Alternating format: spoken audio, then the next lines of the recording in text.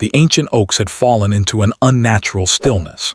Alara sensed it in the absence of rustling leaves, in the way even the insects seemed to have abandoned their evening songs. She drew her threadbare cloak closer against the autumn cold, glancing down at her half-empty gathering basket. The herbs her grandmother needed would have to wait.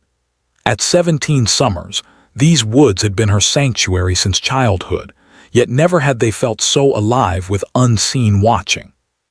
She almost missed the blood. It started as mere droplets scattered across the forest floor, nearly invisible against the darkening leaves.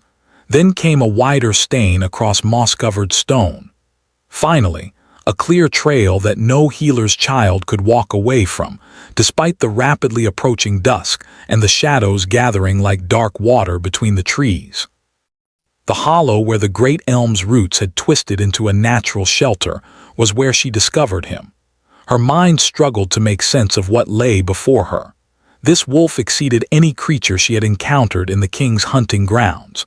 Midnight fur covered his massive frame, now matted and sticky with blood flowing from grievous wounds along his shoulder and flank. Silver weapons had done this. She recognized the telltale burns from stories her grandmother had whispered, the way the cursed metal scorched flesh and poisoned blood. Everything within her screamed to flee.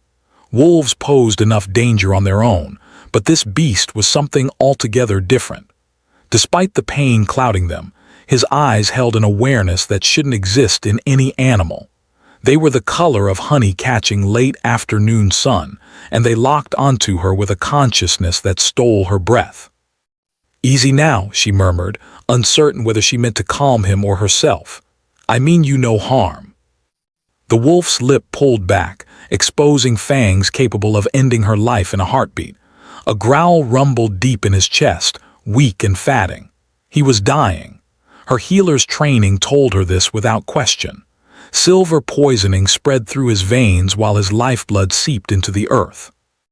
Alara lowered her basket and did what her grandmother had instilled in her since she could walk. She set aside fear and embraced purpose. A healer serves all living things, her grandmother's voice echoed in memory, whether human or beast, whether noble-born or common. All life holds the same sacred value. She moved toward him slowly, keeping her hands visible and empty, speaking in the gentle, steady voice she used with frightened children from the village. "I carry yarrow to stop bleeding and honey to treat burns. My grandmother taught me how to draw poison from silver wounds. She saved my uncle when a silver blade meant for a thief struck him instead. I can help you if you'll let me. You must trust me." Those unsettling eyes watched her approach. His growl died away. When she knelt close enough to feel his hot breath stirring her hair, he made no move to attack. Instead, something resembling acceptance passed across his features. "There now," she whispered, already retrieving supplies from her basket. "That's good. I won't deceive you about the pain. This will hurt terribly, but it will save your life." Darkness fell completely as she worked, though the rising full moon provided enough light for her task. She packed the deepest wounds first with yarrow and cobwebs to stem the bleeding.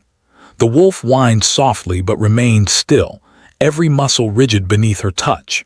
His fur felt surprisingly soft where blood hadn't crusted it, and beneath she could feel muscles like iron cords. The silver burns demanded her most delicate work. She prepared a poultice from honey, garlic, and the herbs she had gathered, a recipe designed to draw out poison. Her grandmother had used it only twice in Alara's lifetime, and both patients had screamed in agony. This wolf made no sound beyond a full-body tremor as she applied the mixture. She watched his claws carve deep furrows in the soil. "Forgive me," she breathed, smoothing the poultice with care. "I'm so sorry, just a bit more now." She lost all sense of time in that root-sheltered hollow. Clean, bandage, apply pressure, offer reassurance in an endless cycle. Eventually she realized the wolf had gone completely still, his breathing deep and rhythmic. Terror gripped her heart until she confirmed his chest still rose and fell steadily. Unconsciousness had simply claimed him, his body finally surrendering to exhaustion now that survival seemed within reach. Alara sat back, suddenly aware of blood soaking through her dress and the ache spreading through her arms. Common sense demanded she leave. Any reasonable person would return to the village and speak of this to no one. Yet the wolf remained so fragile, and other predators prowled these woods. Dawn would come in just a few hours. Surely she could stay until then. She collected fallen branches and built a small fire at the hollow's entrance. Her absence would be noticed at home, but her grandmother would assume she had taken shelter rather than risk the dark forest paths. This wouldn't be the first night Alara had slept beneath the trees. As flames crackled and sparked upward, she studied the wolf more closely. His extraordinary size was only part of what made him unusual. The shape of his skull differed subtly from normal wolves, possessing an almost refined quality. And those eyes, when they had gazed at her, had contained something that made her skin prickle with a truth her rational mind refused to accept. "You're not truly a wolf at all, are you?" she said softly to his sleeping form. "The old tales are real then, the ones about men who walk in wolf skins, about transformations under the full moon." She laughed nervously at her own words. "Grandmother says I spend too much time with books and not enough in the practical world. Perhaps she's right." The wolf slept on, his breathing steady and sure. Alara fed the fire and wrapped herself in her cloak. She wouldn't dwell on the stories. She wouldn't think about the king's proclamation that any werewolf discovered in his lands must be killed immediately, hunted with silver and shown no quarter. She had simply saved a dying animal, nothing more.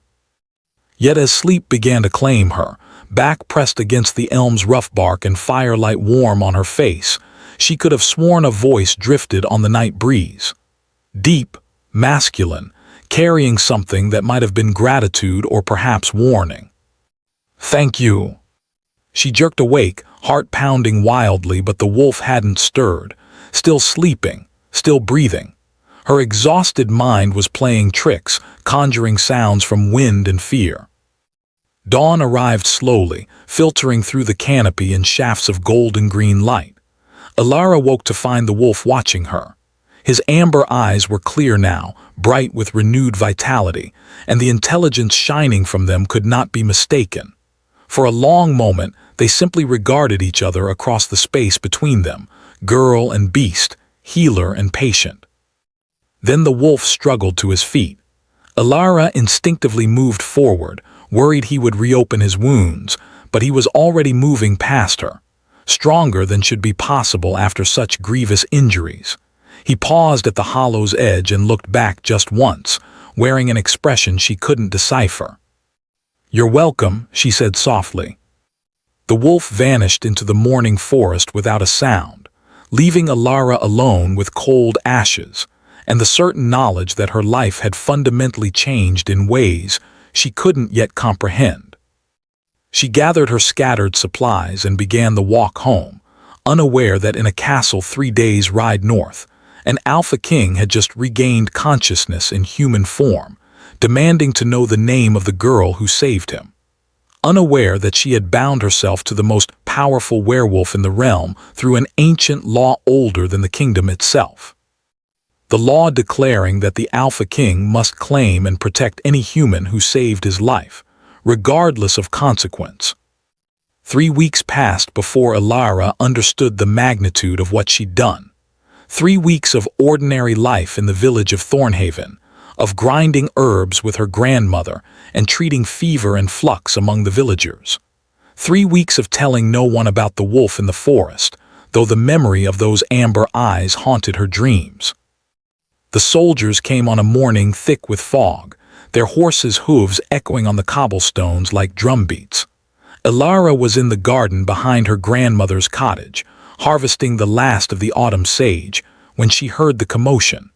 Villagers didn't usually gather in such numbers unless something was terribly wrong. She wiped the dirt from her hands and hurried around to the front of the cottage, stopping short when she saw the men. They weren't ordinary soldiers. Their armor was too fine, marked with the king's crest in silver and blue, and they carried themselves with the confidence of men who'd never known defeat.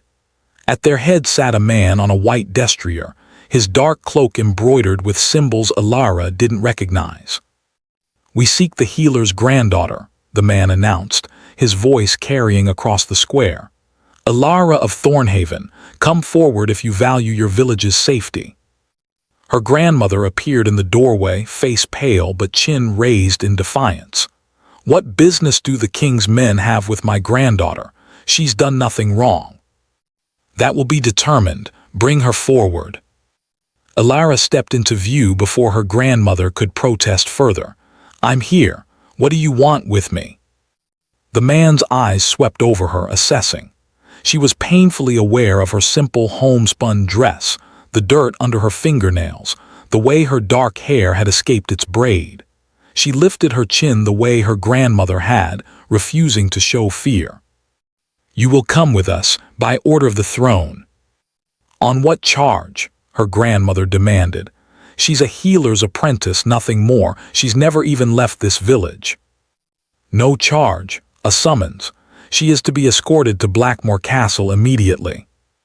Blackmore Castle. The name sent ice through Alara's veins.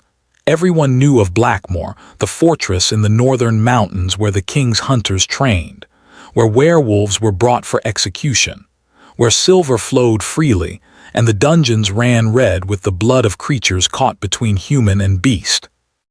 "I won't go," Alara said, though her voice trembled. "You have no right." The man dismounted with fluid grace and approached her. Up close, she could see scars on his face, the mark of someone who'd seen combat, but his eyes weren't cruel, merely determined. "I have every right. This is not a request, girl. You saved someone in the forest 3 weeks ago. A wolf, you thought. You will come and answer for that action." Her blood turned to ice. How did they know? She'd told no one, not even her grandmother. She'd barely admitted it to herself. "I saved a dying animal," she said carefully. "Is that now a crime in the king's lands?" "That depends entirely on what the animal was." He gestured to his men. "Bind her hands, gently but securely. We ride within the hour." "No," her grandmother pushed forward, surprisingly strong for her age. "You cannot take her. She's all I have left. Please, if there's been some mistake, let me come with her. Let me speak to whoever has made this accusation." "There is no accusation, old woman, only a summons that cannot be refused." The man's voice softened slightly. "Your granddaughter is not being arrested. She is being brought before someone who wishes to speak with her. If her answers are satisfactory, she will return to you unharmed." "And if they're not?" Alara asked. He didn't answer, which was answer enough.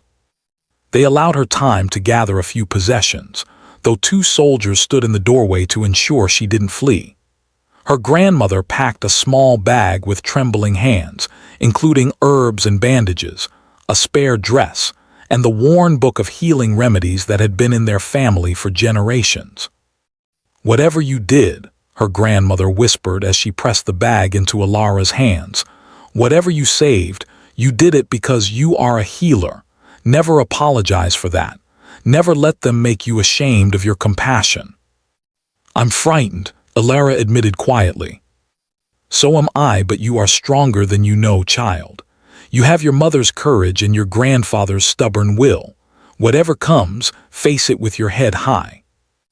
They embraced, and Alara tried to memorize the feeling of her grandmother's arms around her, the smell of herbs and wood smoke that always clung to her clothes. Then the soldiers were pulling her away, lifting her onto a horse, and the village was falling behind them as they rode north. The journey to Blackmore took 3 days. They traveled quickly, stopping only when necessary, and none of the soldiers would answer Alara's questions. She learned their leader's name was Commander Thorn, and that he served someone called the Alpha directly.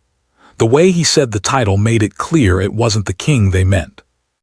On the second night, camped in a clearing far from any village, Alara finally gathered the courage to press for answers. "Who is it that wants to see me? If I'm not under arrest, surely I have a right to know." Commander Thorn regarded her across the fire. "You truly don't know what you did, do you?" "I saved a wolf's life. I'm a healer, it's what I do." That was no ordinary wolf. He leaned forward, firelight playing across his scarred face. The creature you saved, the one you tended through the night and brought back from the edge of death, was Aldrich Thornwolf, Alpha King of the Northern Packs, the most powerful werewolf in the realm. The world seemed to tilt beneath Alara. That's impossible. Werewolves aren't real. They're just stories to frighten children. Are they? Then how do you explain what you saw? How do you explain a wolf the size of a small horse, intelligent enough to accept your help, strong enough to walk away from silver wounds that should have killed him? She couldn't. In her heart, she'd known the truth from the moment she'd looked into those amber eyes. She'd simply been too frightened to admit it. If he's this Alpha King, she said slowly, then why does he want to see me? I helped him. Surely he doesn't mean to punish me for that. Something that might have been pity crossed Thorn's face. The Alpha King is bound by ancient laws older than the kingdom itself. One of those laws states that any human who saves the Alpha's life creates a debt that cannot be ignored. You bound yourself to him the moment you chose to help rather than flee. He must claim you. Claim me? What does that mean? It means your life is no longer your own. It means you belong to the Alpha King now, in whatever capacity he chooses. It means you cannot return to your village, cannot return to your grandmother, cannot resume the life you knew. The bond between you is sacred and cannot be broken except by death. Alara felt the blood drain from her face. But I didn't know. I had no idea. I just wanted to help. Ignorance doesn't matter to the old laws. You saved him, and now he will not let you go. It's his right and his duty. Thorn's expression grew more serious. There are those in his court who will resent you for this, who will see you as a weakness, a human girl with no power and no value beyond the debt you're owed. And there are others who will remember that the king has declared all werewolves outlaws, and who will wonder why the Alpha King was in the king's forests at all. You're saying I'm in danger. I'm saying you saved the life of a man who rules over creatures the kingdom fears and hunts. Yes, you're in danger, but you're also under his protection now, and there are few things in this world more dangerous than an Alpha King protecting what's his. That night, Alara barely slept. She lay wrapped in her cloak beneath the stars and tried to process everything she'd learned. Werewolves were real. She'd saved their king. And now she was being taken to a castle in the mountains, to a fate she couldn't imagine, bound by laws she'd never heard of, to a man she'd met only once while he wore a wolf's skin. When dawn came and they continued their journey north, Alara made herself a promise. Whatever happened at Blackmore Castle, whatever this Alpha King demanded of her, she would not cower. She would not apologize for saving a life. And she would find a way to return to her grandmother, ancient laws or not. She had no idea how thoroughly Aldrich Thornwolf would shatter that determination, or how completely he would change everything she thought she knew about duty, destiny, and the dangerous territory between fear and desire. Blackmore Castle rose from the mountain like a dragon's tooth, all dark stone and sharp towers piercing the gray sky. Alara had never seen anything so massive, so imposing. The walls were thick enough to house entire rooms within them, and silver veins ran through the black stone like frozen lightning. She understood now why werewolves feared this place. The very rock seemed designed to repel them. But as they drew closer, she noticed something strange. The gates stood open, and the guards who manned them wore no silver. Their armor was dark iron and leather, practical rather than ornamental. And their eyes, when they looked at Commander Thorn's party, held a gleam that made her skin prickle with recognition. These weren't the king's men. These were wolves in human skin. Blackmore was built by the king's grandfather to cage and kill our kind, Thorn said quietly, as if reading her thoughts. 10 years ago, the Alpha King took it from them. Now it serves a different purpose. It's a stronghold against those who would hunt us, and a reminder that we are not so easily destroyed. They passed through 3 gates, each more heavily fortified than the last, before entering a courtyard large enough to hold the entire village of Thornhaven. Servants moved about their business, but they all stopped to stare as Alara was helped down from her horse. She felt their eyes on her like physical weight, assessing and judging. Some faces showed curiosity. Others showed barely concealed hostility. "They know what you are," Thorn murmured. "They can smell your humanity. Many of them lost family to the king's hunts. They will not trust you easily." "I'm not asking for their trust. I just want to go home." "Then you'll be disappointed." He led her through corridors that seemed to go on forever, lit by torches that cast dancing shadows on stone walls.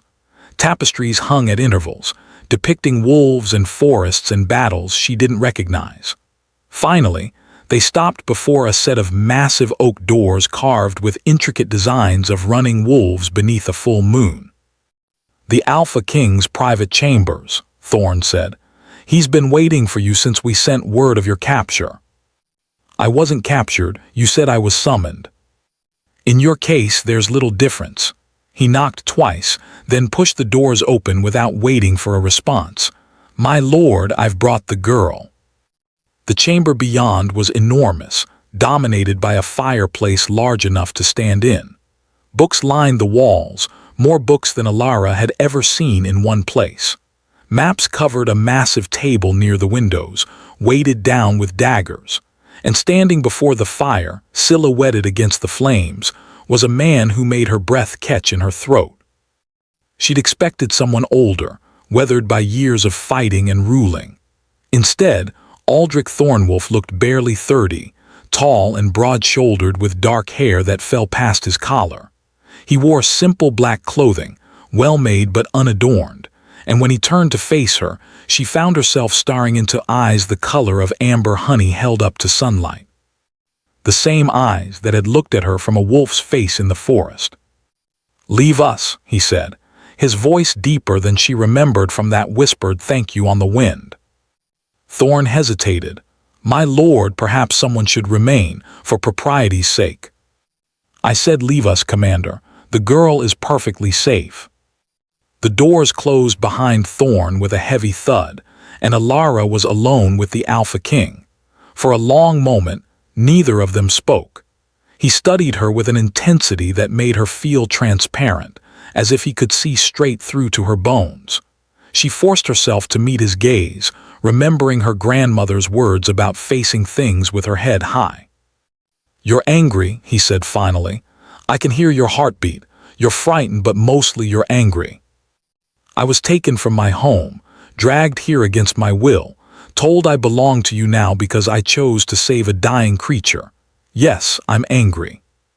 Something that might have been approval flickered across his face. "Most humans cower when they meet me. They smell what I am and their instincts scream at them to run. But you're standing there glaring at me as if you'd like to strike me. Would it do any good?" "No, but I'd respect the attempt." He moved closer and she had to tilt her head back to maintain eye contact. He was even larger up close, radiating a kind of contained power that made the air feel heavy. "Do you remember me, Alara of Thornhaven?" "I remember a wolf who was dying from silver wounds. I remember thinking he was far too intelligent to be just an animal. I remember choosing to help rather than run, because that's what healers do." She swallowed hard.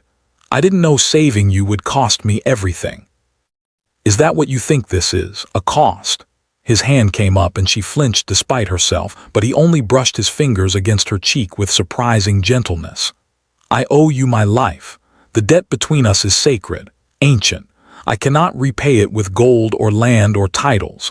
The only payment the old laws recognize is protection and provision. You saved me, so now you are mine to guard and care for until one of us dies." "I don't want to be yours. I want to go home to my grandmother." "Your grandmother will be cared for. I've already sent gold enough to keep her comfortable for the rest of her days, and healers to ensure she wants for nothing. But you cannot return to her. The moment you touched me, the moment you chose to save me rather than let nature take its course, you bound yourself to me. That bond cannot be broken." Alara felt tears prick her eyes but refused to let them fall. "So I'm a prisoner then, dressed up in pretty words about debts and bonds, but a prisoner nonetheless. You're under my protection. There's a difference. Not from where I'm standing. He smiled then, a quick flash of white teeth that reminded her uncomfortably that he was a predator wearing human skin. You have fire in you. Good. You'll need it. The court here is dangerous, full of wolves who would tear you apart if they thought I wouldn't retaliate. There are also human nobles who visit from the king's court, who would use you against me if they learned what you mean to me. And what do I mean to you, really? The question hung in the air between them. His amber eyes searched her face, and she saw something flicker there, something complex and dangerous that made her heart race for entirely different reasons than fear. I don't know yet, he admitted. The bond we share is rare. Most humans who encounter my kind either run or attack. You did neither. You showed compassion to something you didn't understand, and that compassion saved my life. The old laws say you belong to me now, but they don't specify in what capacity. That's something we'll have to determine together. I won't be your servant. I have servants. I won't be your prisoner. I have dungeons for prisoners, and you're not in one. Then what am I supposed to be? He was quiet for a moment, then moved away to pour wine from a decanter on the side table. He offered her a goblet, but she shook her head. He shrugged and drank from it himself before answering.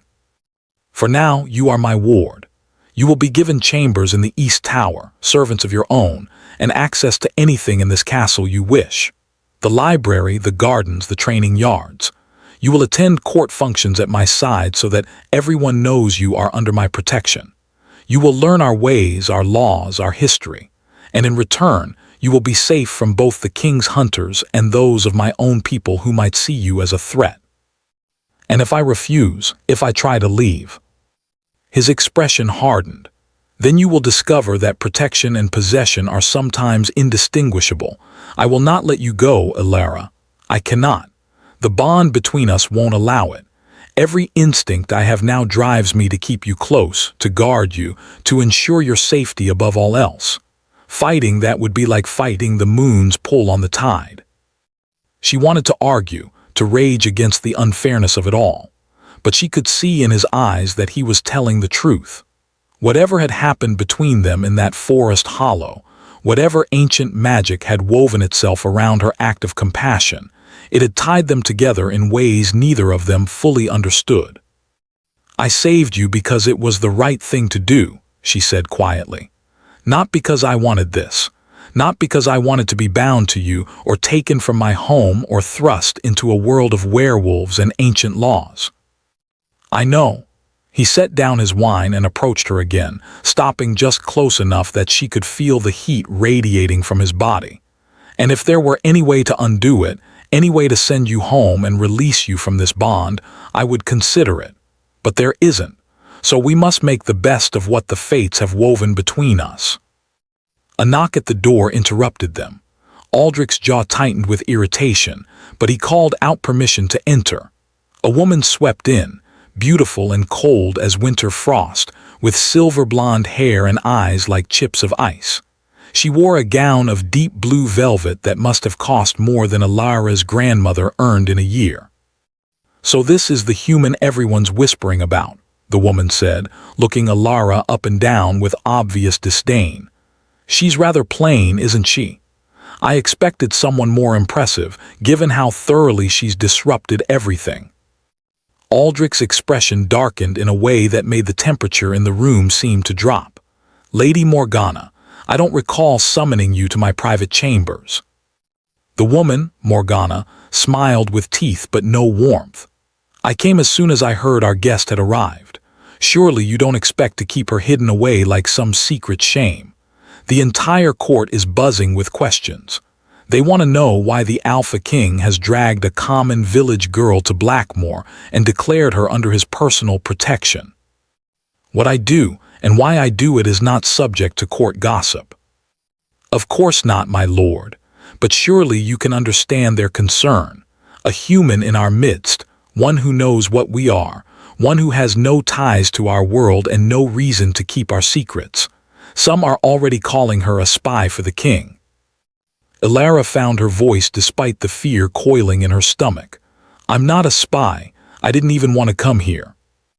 Morgana's cold gaze fixed on her. Then why did you save him? What did you hope to gain? Girls like you don't help wounded wolves out of the goodness of their hearts. You saw an opportunity and you took it. Girls like me? Elara felt her anger rising to match the woman's hostility.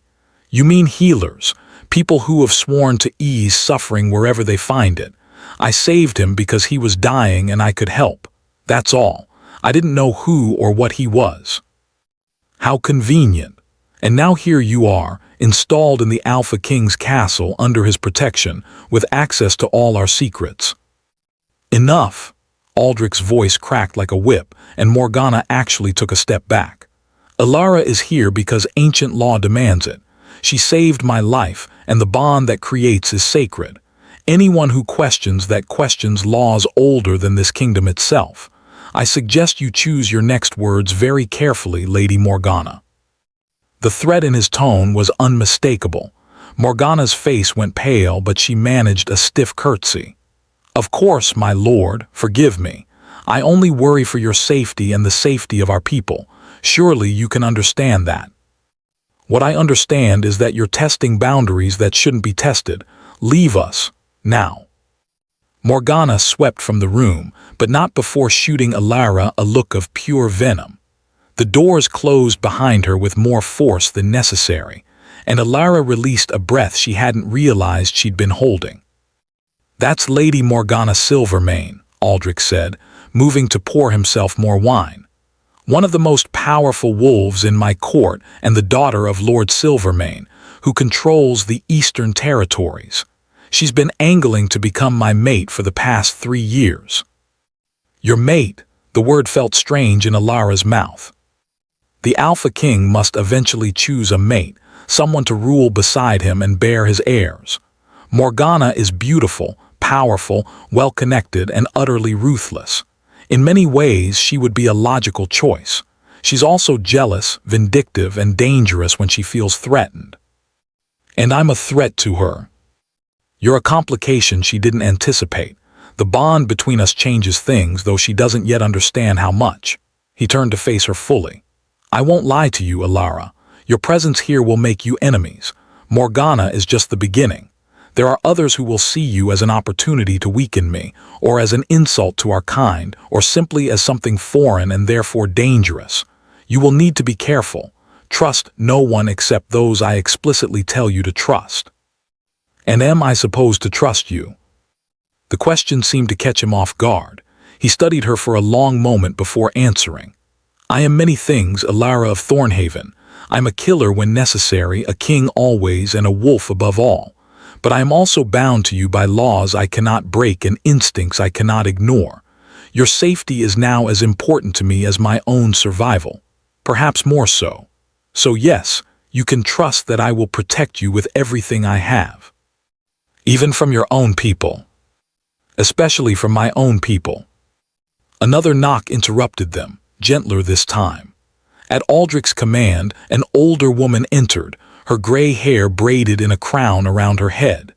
She wore simple but well-made clothing and had kind eyes that crinkled at the corners when she smiled. Ah, Meredith, good timing. Aldrich gestured toward Elara. This is Elara, my ward. She'll need chambers prepared in the East Tower, clothing appropriate for court, and someone to help her navigate the castle until she learns her way. I'm putting her in your care. Meredith's smile widened as she looked at Elara. A pleasure, my dear. Don't look so frightened. I know this must all be terribly overwhelming, but we'll get you settled. I've been managing the household at Blackmore for 20 years, and I pride myself on making everyone feel welcome, even unexpected guests. Meredith is human, Aldrich added. One of the few who have lived among us for years and chosen to stay. She understands both worlds, which makes her invaluable. You can speak freely with her. The information made Elara's tension ease slightly. Thank you. I appreciate your kindness. Well, you look absolutely exhausted, poor thing. 3 days on horseback is no easy journey. Meredith moved to Alara's side, her manner brisk but gentle. Let's get you to your chambers. A hot bath, a proper meal, and a good night's sleep will do wonders. Everything always seems less daunting after rest. Aldrich nodded his dismissal, but as Alara turned to follow Meredith, his voice stopped her. Alara, one more thing. She looked back at him, standing there in front of the fire like some dark prince from the old stories. The firelight caught in his amber eyes, making them glow. Tomorrow night there's a gathering of the court. You'll attend at my side. It's important that everyone sees you, sees that you're under my protection, and understands that any insult to you is an insult to me. The gown Meredith provides will make it clear you're not a servant or a prisoner, but someone of status in this castle. Can you do that? Can you stand beside me in front of the whole court and show them you're not afraid? Every instinct screamed at her to refuse, to hide in her chambers and avoid the hostile stares and dangerous politics of werewolf nobility. But she thought of her grandmother, who'd faced down angry villagers and plague and grief without flinching. She thought of the promise she'd made to herself on the journey here, that she wouldn't cower. I can do that, she said, lifting her chin. But I won't pretend to be something I'm not. I'm a healer's granddaughter from a small village. If they can't accept that, no gown will change their minds. Something like admiration flickered in his expression. I'm beginning to think the fates knew exactly what they were doing when they put you in my path. Go with Meredith. Rest. Tomorrow will be challenging enough. The chambers Meredith led her to were larger than the entire ground floor of her grandmother's cottage. A massive bed dominated one wall, piled high with furs and pillows. Tapestries depicting forest scenes covered the stone walls, and a fire already crackled in the hearth. Through an archway, Alara could see a smaller room with a copper tub that servants were already filling with steaming water. It's too much, she whispered. I'm just a village healer. You're the girl who saved the Alpha King's life, Meredith corrected gently. That makes you far more important than you realize. Now, let's get you out of that travel-stained dress and into a proper bath.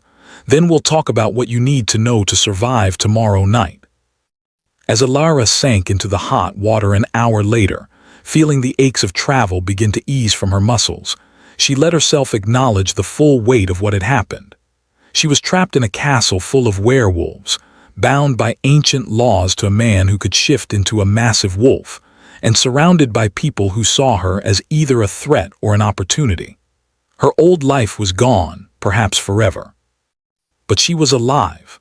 She had been shown a strange kindness by Aldrich, whatever his reasons, and Meredith had already proven that not everyone here wanted her dead or gone. You ask me what I need to know, Alara said as Meredith returned with soft towels and a nightgown.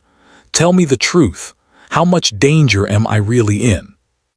Meredith's expression grew serious as she helped Alara from the bath and wrapped her in a towel. Considerable danger, I won't lie. The court is full of predators in every sense of the word. They respect strength and despise weakness. Show fear and they'll tear you apart. Show arrogance and they'll do the same. You need to find a balance between confidence and humility. That's a very narrow line to walk. Yes, it is, but I've seen the way the Alpha King looks at you. That bond between you, it's powerful, rare. Most wolves go their entire lives without experiencing anything like it. He will protect you, Alara, but you need to be smart. Stay close to him at the gathering tomorrow. Don't accept drinks from anyone but servants you've seen him drink from first. Don't go anywhere alone. And whatever you do, don't let Lady Morgana provoke you into saying or doing something rash. She already hates me. She fears you, which is worse. A woman like Morgana has built her entire identity around becoming the Alpha King's mate. Your presence threatens that dream, and she will do anything to remove you from the equation. Meredith helped Alara into the nightgown, her movements practiced and efficient. But here's what you need to remember. You have something she doesn't. You have his gratitude, his protection, and a bond that cannot be broken by politics or ambition. Use that. Let it give you courage. Later, lying in the enormous bed with the fire casting shadows on the ceiling, Alara thought about bonds and debts, and the strange twist of fate that had brought her here. She thought about amber eyes looking at her from both wolf and man, about the promise of protection from someone who was himself dangerous beyond measure. Tomorrow she would face a court full of wolves. She would stand beside an alpha king and pretend she belonged in a world she barely understood. She would wear a gown meant for nobility and try not to shame herself or her grandmother's memory. But tonight, she let herself be just a frightened girl far from home, and she cried into the expensive pillows until exhaustion finally claimed her. In his own chambers, Aldrich stood at the window and stared out at the mountains, feeling the pull of the bond that connected him to the sleeping girl in the East Tower. It was stronger than he'd expected, more insistent. Every instinct demanded he go to her, ensure her safety with his own eyes, guard her through the night. He'd told her the truth. The bond between them was sacred and unbreakable. What he hadn't told her was that such bonds were said to form only between souls that recognized each other across lifetimes, that were meant to find each other again and again through eternity. He didn't believe in such romantic notions, but he couldn't deny what he felt when he looked at her, the girl who'd shown kindness to a dying wolf without thought for her own safety. Tomorrow would be dangerous for them both. His court would test her, judge her, and some would plot against her. But he would be there, and anyone who threatened what was his would learn exactly how vicious an alpha king could be when protecting his own. The moon rose full and bright over Blackmore Castle, and Aldrich Thornwolf smiled with all his teeth at the night, already anticipating the battles to come.